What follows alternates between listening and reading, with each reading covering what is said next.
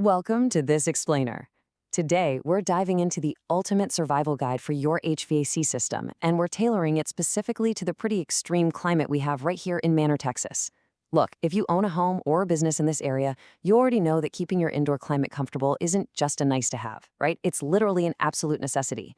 So we're going straight to the source material today from the local experts over at All Pro HVAC Austin to really unpack exactly what your system is up against and, more importantly, how you can actually protect it. Now, if you live around here, you already know the Central Texas climate acts as the ultimate villain. It's constantly, actively testing your system's physical limits. We aren't just dealing with a little bit of warmth.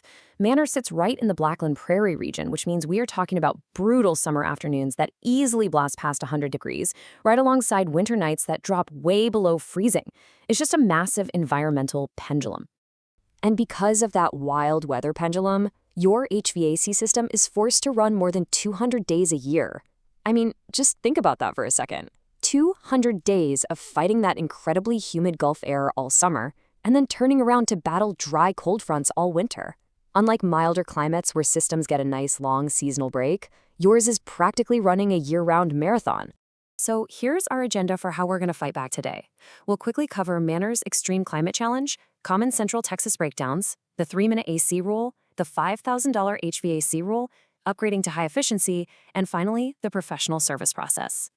All right, Section 1, Common Central Texas Breakdowns, or basically when nature attacks. You know, surprisingly, the ground literally right beneath your feet is a huge culprit here. That heavy clay soil of the Blackland Prairie expands when it gets wet and completely contracts when it dries out. This shifting actually stresses and pulls apart the ductwork under slab foundations, tearing your flex ducts and leaking all your precious, perfectly conditioned air straight into the crawl space. Which, yeah, is exactly what's jacking up your electric bill. But it doesn't stop there. That heavy Gulf humidity causes non-stop condensation on your evaporator coils, which leads to algae clogging up your drain lines and creating nasty water backups. And since your system is constantly cycling just to fight the heat, that constant vibration literally shakes your refrigerant lines loose over time, causing leaks. Oh, and the extreme heat itself? It aggressively degrades your capacitors. Those are the little parts that give your motors the juice to start, meaning your system just flat out won't start when you need it the most. Moving right along to Section 2, the 3-minute AC rule, which is all about protecting your compressor. So, you might be wondering, what exactly is this 3-minute rule, and why is it so incredibly critical for your air conditioner?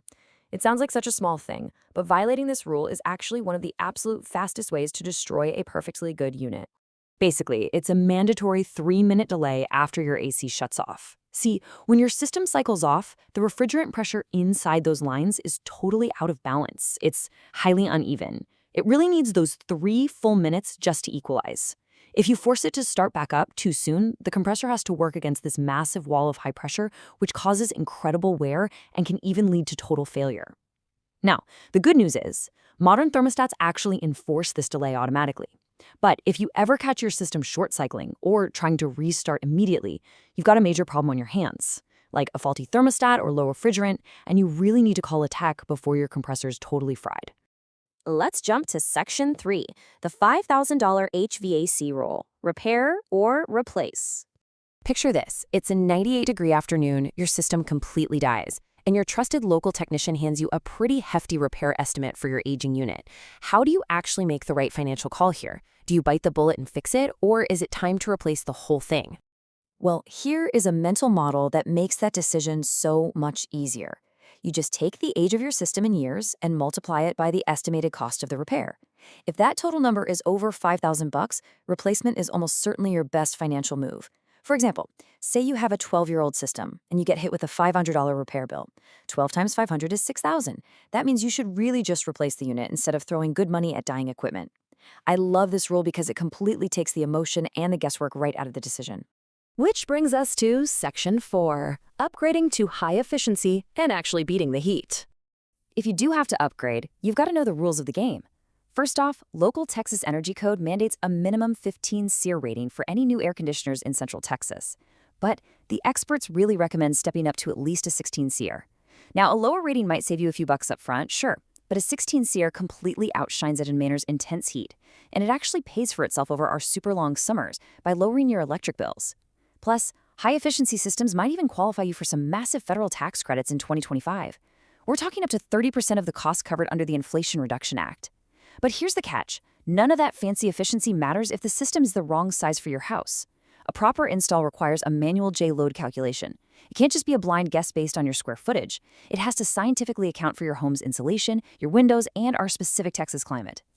But hey, you've also got to manage your expectations when it comes to longevity, because your system is grinding through 200+ days a year. Fighting the heat and humidity without those long seasonal breaks, they just don't last as long here as they do in milder climates. In Manor, you're realistically looking at a 12 to 15-year lifespan tops, and that's even with really good maintenance. Okay, Section 5, the professional service process, specifically looking at the all-pro solution. When things break down in the middle of a heat wave, speed is literally everything. As this quote highlights, All Pro HVAC Austin is uniquely equipped for our local challenges. They actually stock their trucks with the most common parts, like those heavily taxed capacitors, contactors, and fan motors. What that means for you is you aren't left sweating on your couch for 3 days waiting on a part delivery. Most of the time, repairs are finished the exact same day.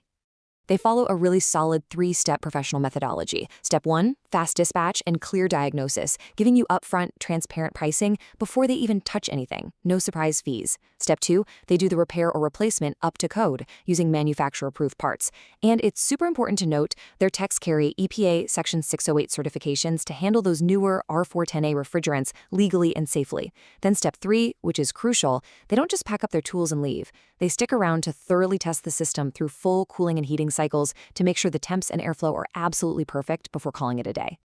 Oh, and here's a super actionable tip straight from the source material.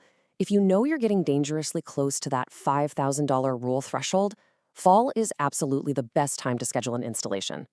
Demand is way slower between September and November, meaning you get better pricing, faster service, and you completely avoid the absolute desperation of peak summer demand. So, as we wrap up this explainer, I really want you to think about this. When you factor in that constant climate pendulum, the shifting clay under your foundation, and the massive number of hours your unit logs every year, with another 200 days of extreme weather inevitably coming our way, is your aging AC running on borrowed time? Seriously, go check your thermostat right now, run that $5,000 math in your head, and maybe get a professional out for a tune-up before that next brutal Central Texas heatwave hits.